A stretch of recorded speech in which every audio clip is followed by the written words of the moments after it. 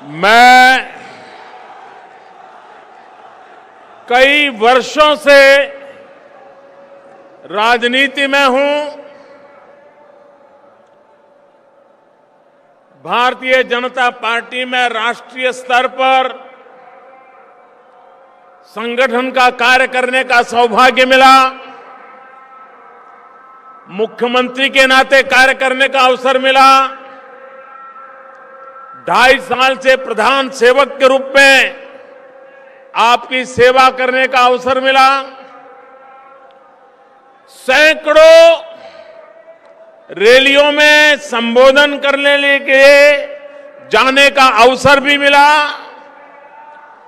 लेकिन मेरे पूरे जीवन काल में इतनी बड़ी रैली संबोधन करने का मुझे सौभाग्य नहीं मिला।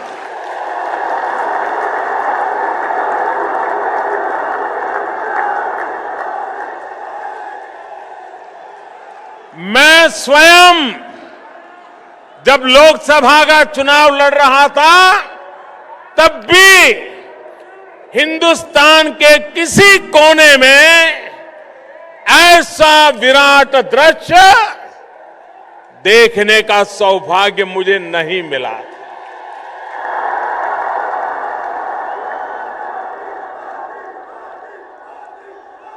आज सुबह 10 बजे दिल्ली में मेरी एक मीटिंग चल रही थी, तो हमारे एक साथी ने मुझे मोबाइल फोन पर यहां लखनऊ के कुछ पत्रकारों ने जो ट्वीट किया होगा वो ट्वीट दिखाया। उसमें सारे फोटो थे यहां की भीड़ के। तो मैंने ऑफिस के लोगों को बुलाया। मैंने कहा, भाई कहीं गलती तो नहीं हो रही है? ये 10 बजे इतनी भीड़ आ गई है, हमारी तो 2 मीटिंग बाकी है, निकलने का समय देर से है। जरा लखनऊ फोन करके पूछो कहीं हम तो लेट नहीं हो रहे हैं। 10 बजे से भाइयों बहनों, इतनी बड़ी तादाद में आप हमें आशीर्वाद देने के लिए आए। मैं आपका हृदय से अभिनंदन करता हूं, आपका आभार व्यक्त करता हूं।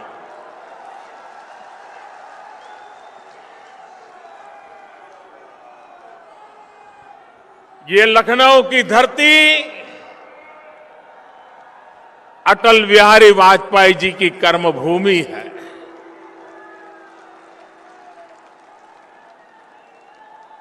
अटल जी जैसे अनेक महापुरुषों ने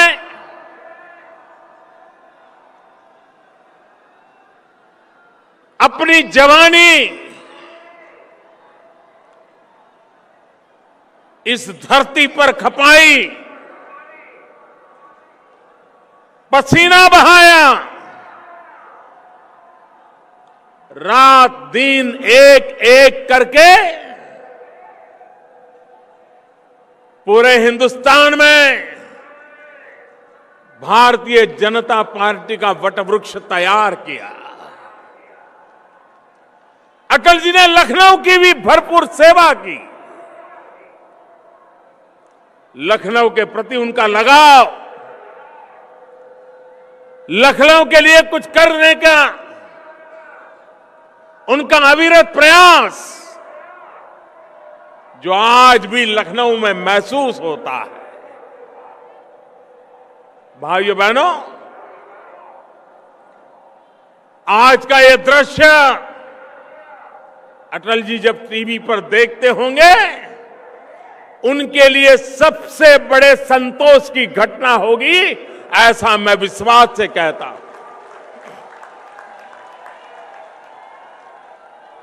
राजस्थान में गवर्नर के रूप में सेवा कर रहे इसी उत्तर प्रदेश के पूर्व मुख्यमंत्री श्रीमान कल्याण सिंह जी अगर आज जयपुर में ये टीवी पर नजारा देखते होंगे तो हम सबको वो वहां से आशीर्वाद देते होंगे। भाइयों बहनों, आपने कमाल कर दिया, आज कमाल कर दिया।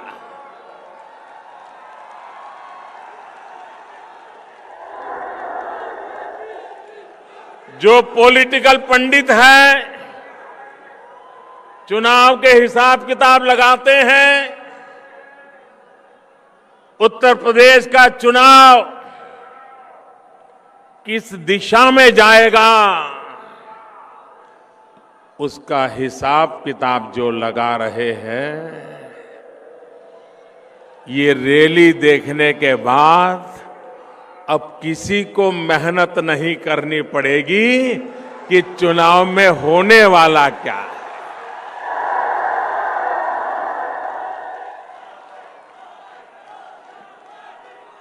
हवा का रुख साफ साफ नजर आ रहा है। भाइयों बहनों, उत्तर प्रदेश की सेवा करने का अवसर भारतीय जनता पार्टी को मिला था। 14 साल बीत गए बीच में। आज युग ऐसा है कि सरकार बदलने के 6 महीने में पुरानी सरकार को लोग भूल जाते हैं। लेकिन आज मैं बड़े गर्व के साथ कह सकता हूं, बड़े संतोष के साथ कह सकता हूं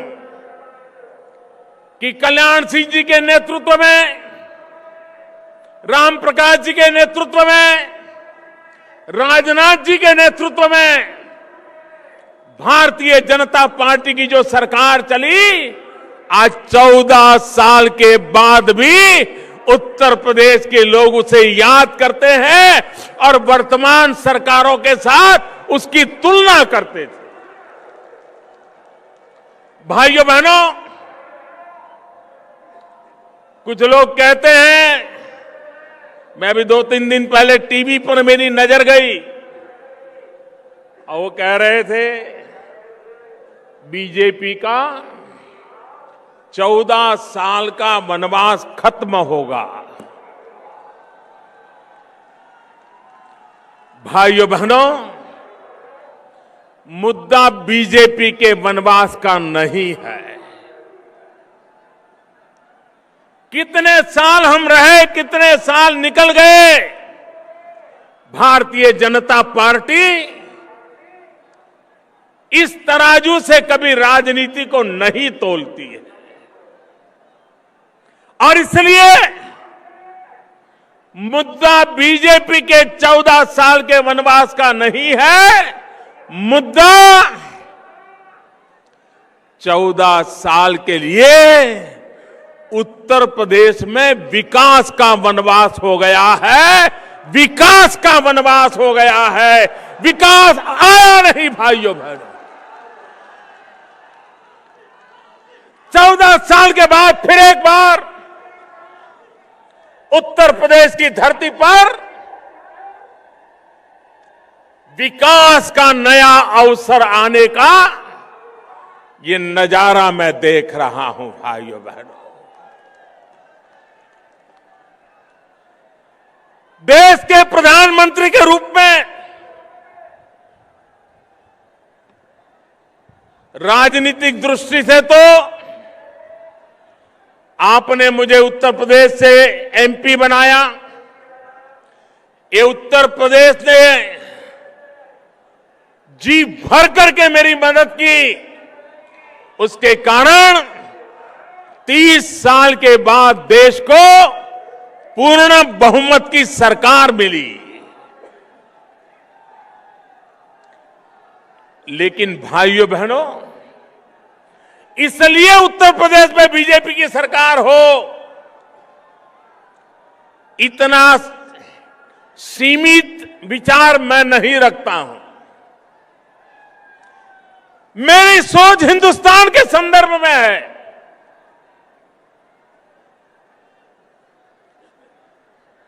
हम चाहते हैं हिंदुस्तान आगे बढ़े। हम चाहते हैं हिंदुस्तान से गरीबी मिटे। हम चाहते हैं हिंदुस्तान से निरक्षरता मिटे। हम चाहते हैं हिंदुस्तान से बीमारी मिटे। भाइयों बहनों, ये हिंदुस्तान का सपना तब तक पूरा नहीं होता जब तक उत्तर प्रदेश में से ये सारी कठिनाइयां दूर न हो। और इसलिए हिंदुस्तान का भाग्य बदलने के लिए पहली शर्त है कि हमें उत्तर प्रदेश का भाग्य बदलना पड़ेगा। और इसलिए भाइयों बहनों, भारत को आगे आगे बढ़ना है तो उत्तर प्रदेश का आगे बढ़ना बहुत आवश्यक है। भाइयों बहनों, उत्तर प्रदेश के लोग राजनीतिक दृष्टि से बहुत ही समझ रखने वाले लोग हैं। उनकी विवेक बुद्धि दूध का दूध और पानी का पानी भली भांति अलग करने का सामर्थ्य रखती है। भाइयों बहनों, किसी समय जरूरी रहा होगा जात पात के प्रभाव, किसी समय आवश्यक रहा होगा अपने पराये का खेल। ये सब आप देख चुके हैं। उत्तर प्रदेश की जनता ये सब कुछ सहन कर चुकी है। एक बार मेरे उत्तर प्रदेश के भाइयों बहनों, एक बार अपने पराये से ऊपर उठ करके, जात पात से ऊपर उठ करके सिर्फ और सिर्फ उत्तर प्रदेश के विकास के लिए चुनाव में वोट कीजिए। आप देखिए उत्तर प्रदेश बदलता है कि नहीं बदलता।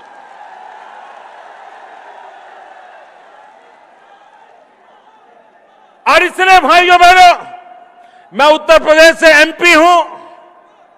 यहां कैसी सरकारें चलती हैं मैंने अनुभव किया है। मैंने कभी सोचा नहीं था कि सरकार ऐसी भी हो सकती है। बहुत पीड़ा हुई है मुझे।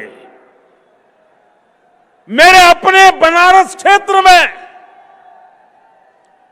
कोई रोड बनवाना हो, रास्ता बनवाना हो तो तराजू से तोला जाता था कि किस दल के व्यक्ति की तरफ से सुझाव आया है। उसके बाद तय होता था कि रास्ता बने या न बने। अरे राजनीति के आपके विरोध होंगे, राजनीति में आपकी शिकायत होगी,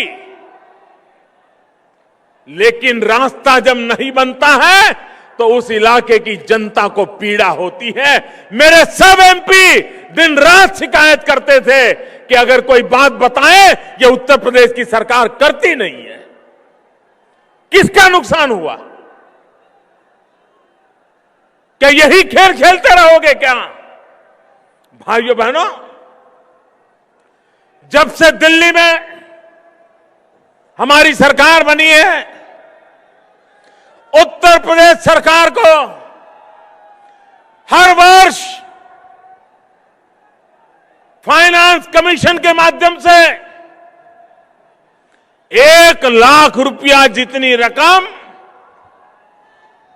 खर्च करने के लिए ज्यादा मिली है। 1 लाख करोड़ रुपया कम नहीं होता है।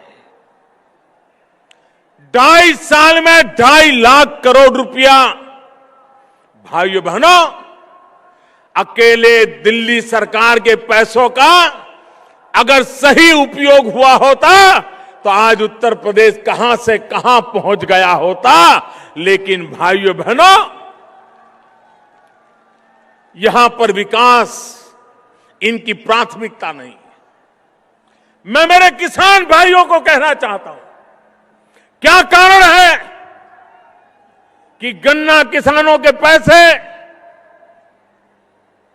इतने सालों तक लटके रहे? हम जब आए तब 20-22 हजार करोड़ रुपया बकाया था। दिल्ली सरकार ने, हम लोगों ने बैठ करके योजना बनाई। परिणाम ये आया कि पुराने बकायों में बहुत एक मात्रा में हम किसानों को पैसा चुकता कर पाए। भाइयों बहनों, उत्तर प्रदेश की सरकार कोई जिम्मेवारी लेने को तैयार नहीं। हाथ ऊपर कर देना और उधर जाकर के किसानों को भड़काना। भाइयों बहनों, दो दलों के बीच में राजनीति हम समझ सकते हैं, लेकिन राज्य की जनता के साथ राजनीति नहीं होनी चाहिए। देश की जनता के साथ राजनीति नहीं होनी चाहिए। दलों की राजनीति दलों तक सीमित होनी चाहिए। लेकिन भाइयों बहनों, विकास के आड़े भी जब राजनीति आती है, अपने पराये का भाव आता है, तो विकास रुक जाता है और जनता पिछड़ती चली जाती है। और इसलिए भाइयों बहनों, आप मुझे बताइए, हमारा किसान इतनी मेहनत करे, धान की पैदावार करे, दिन रात लगा रहे, लेकिन जब बाजार में धान आए, दिल्ली सरकार मिनिमम सपोर्ट प्राइस तय करे, राज्य सरकार को कहे कि आप धान की खरीदी कीजिए, भारत सरकार अपनी जिम्मेवारी उठाएगी। आज मुझे दुख के साथ कहना है, मेरे किसान भाइयों बहनों, भारत सरकार से पूरी मदद मिलने के बावजूद भी ये उत्तर प्रदेश की सरकार को किसानों के धान की खरीदी की फुर्सत नहीं है। हमने इस बार पल्सेस में, दाल में सरकार की तरफ से बहुत मदद की, ताकि हमारा किसान इतनी बड़ी मात्रा में दाल की पैदावार करे, ताकि विदेशों से दाल लानी ना पड़े, गरीब को दाल महंगी ना पड़े। और मेरे देश के किसानों ने और फसलों को छोड़ करके दिल्ली सरकार के कहने पर दाल की बुआई की, दाल की पैदावार हुई। लेकिन ये उत्तर प्रदेश की सरकार है, उसे भी खरीदने को तैयार नहीं है।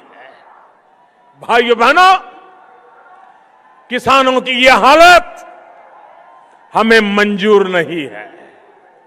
यह स्थिति बदलनी चाहिए, और स्थिति बदलने के लिए परिवर्तन आवश्यक है। और इसीलिए ये परिवर्तन यात्रा लेकर के पूरा उत्तर प्रदेश एक संकल्प के साथ निकल पड़ा है। भाइयों बहनों, आप मुझे बताइए, इस देश से भ्रष्टाचार खत्म होना चाहिए कि नहीं होना चाहिए? पूरी ताकत से बताइए, भ्रष्टाचार खत्म होना चाहिए कि नहीं होना चाहिए?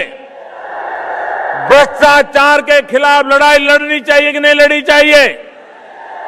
काला धन जाना चाहिए कि नहीं जाना चाहिए?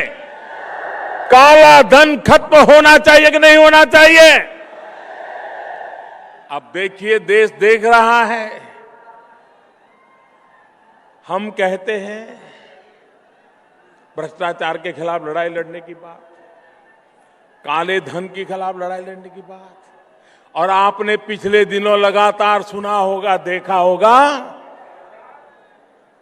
सारे इकट्ठे हो जाते हैं एक बात पर। आपने कभी सपा बसपा को एक साथ देखा है?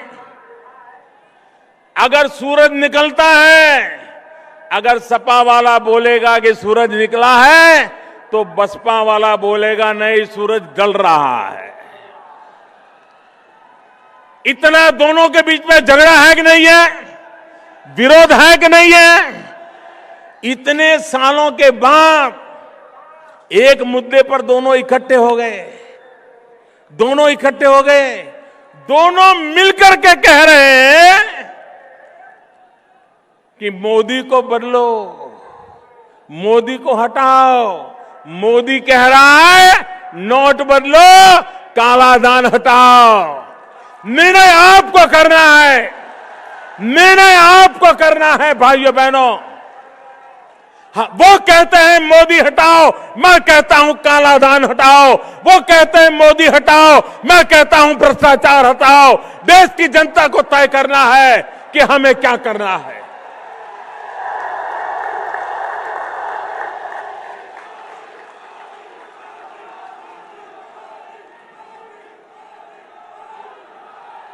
और विरोध कैसी कैसी बातों में। भाइयों बहनों, क्या राजनीति इतनी नीचे गई है। हमें तो आज इस पार्क में आकर के भीमराव आंबेडकर को प्रणाम करना, रमाबाई को प्रणाम करना, हमें गर्व महसूस होता है। लेकिन भाइयों बहनों, अभी 2-3 दिन पहले हमने एक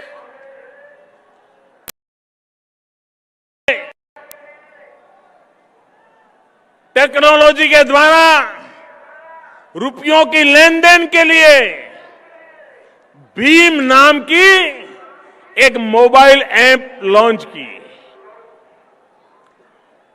भीम नाम इसलिए रखा क्योंकि हिंदुस्तान में बाबा साहब आंबेडकर ने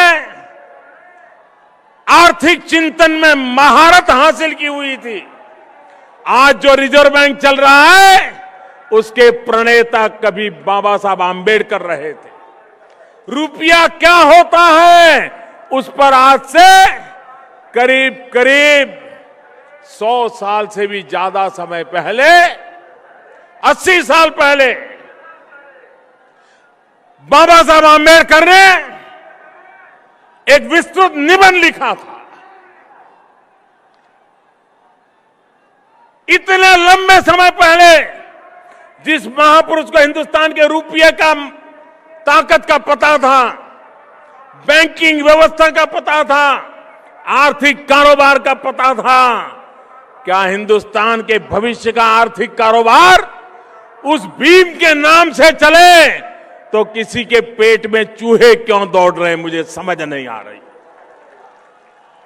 मैं चाहूंगा हम गांव गांव घर घर जाकर के लोगों को समझाएं, जिसके भी हाथ में मोबाइल फोन हो भीम ऐप को डाउनलोड करे और भीम को याद करते हुए हर घर में भीम का स्मरण हो। यह करके दिखाएं हम। भीमराव आंबेडकर को इससे बड़ी कोई श्रद्धांजलि नहीं हो सकती। भाइयों बहनों, एक तरफ उत्तर प्रदेश की जनता परिवर्तन के लिए कृत संकल्प है, फैसला कर चुकी है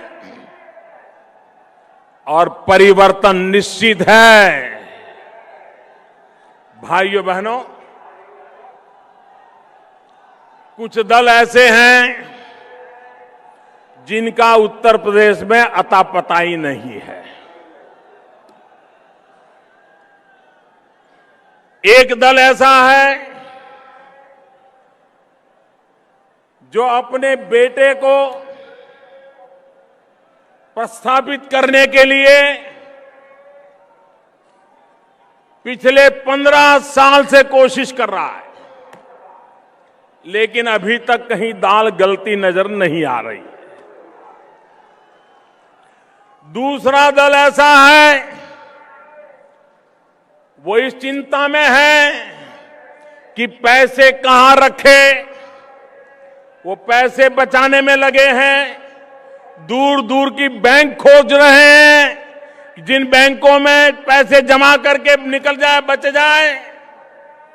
तो एक दल पूरी तरह पैसों को बचाने में लगा हुआ है और तीसरा दल है जो पूरी ताकत परिवार का क्या होगा उसमें लगे हुए हैं।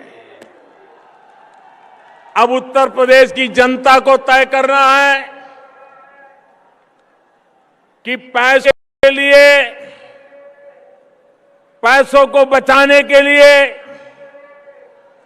पूरी पार्टी जहां लगी हुई है, वो उत्तर प्रदेश को बचा पाएंगे क्या?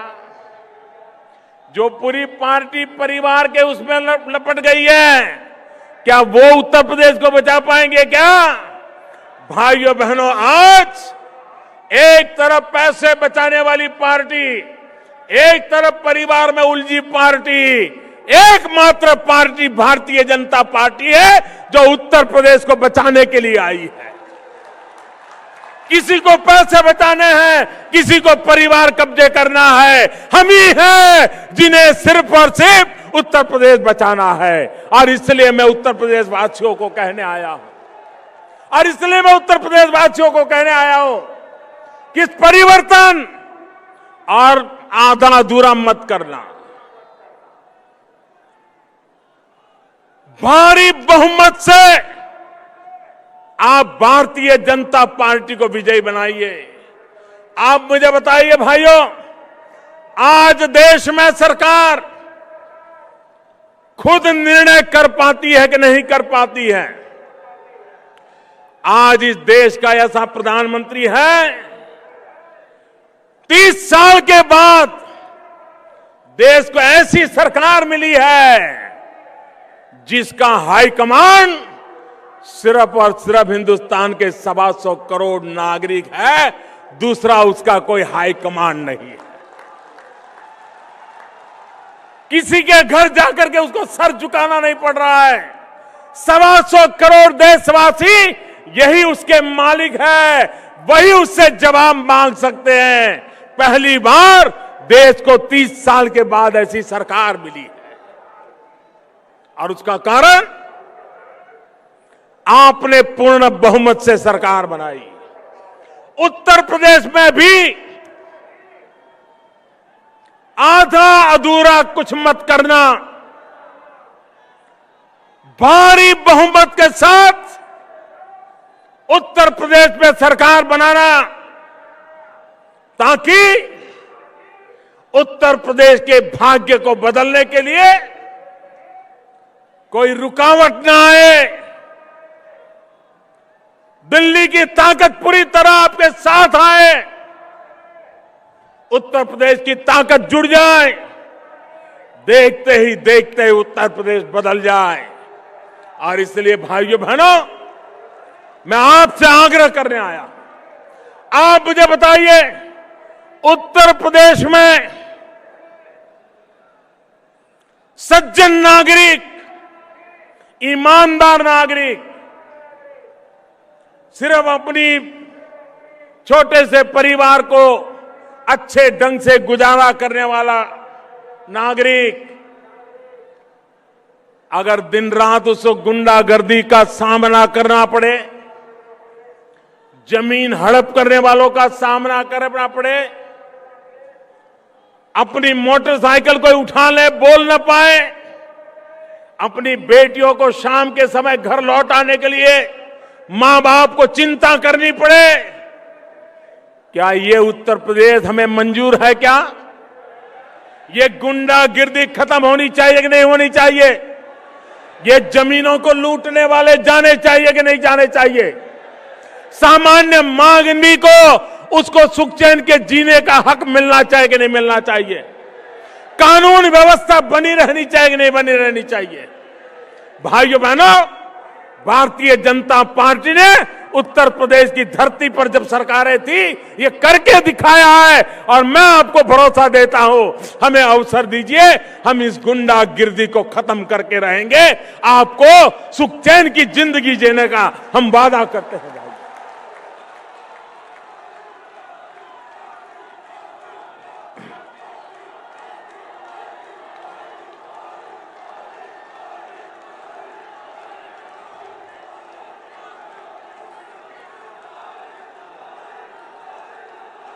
अभी 2 दिन पहले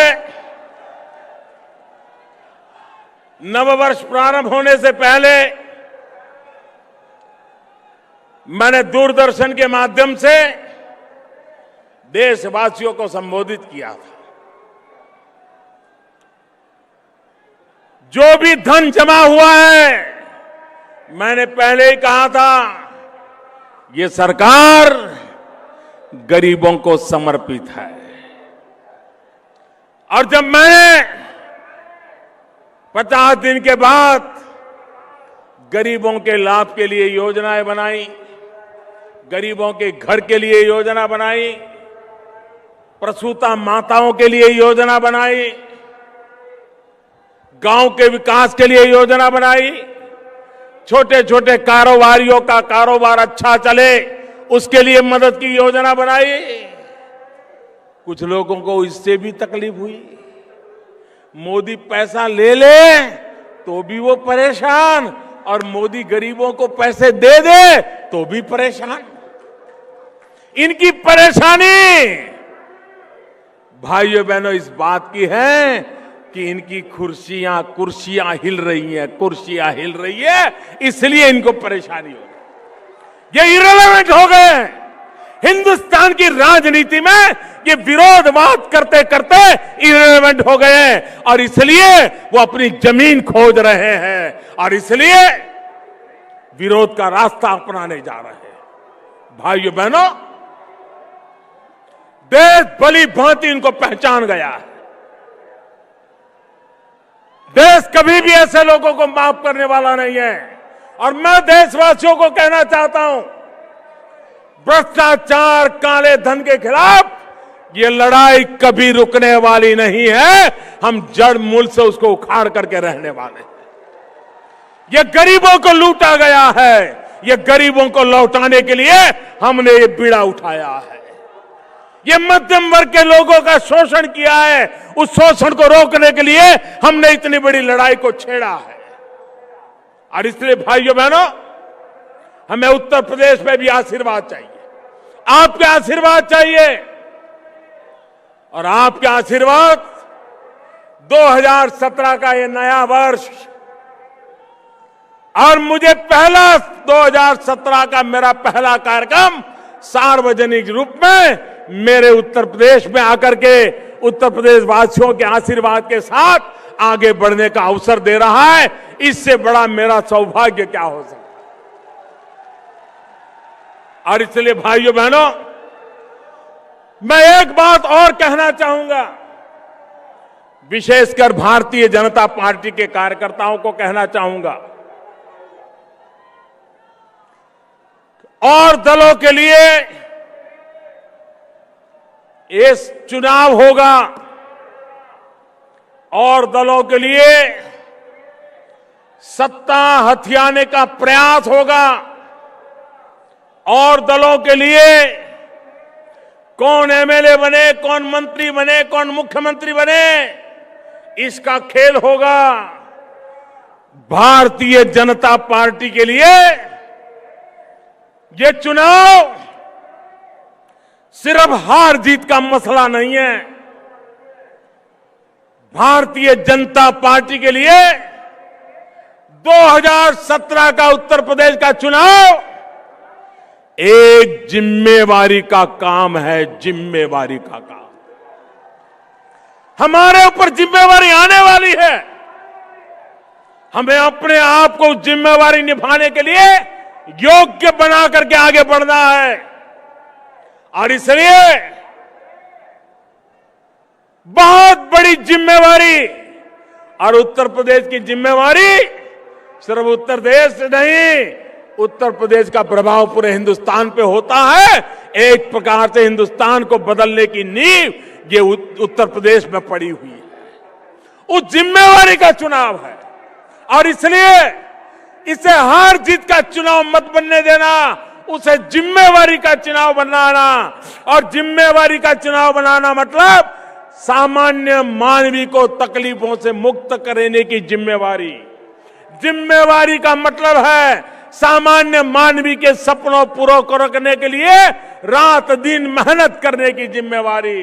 जिम्मेवारी का मतलब है भ्रष्टाचार काले धन से मुक्त उत्तर प्रदेश को सरकार देना।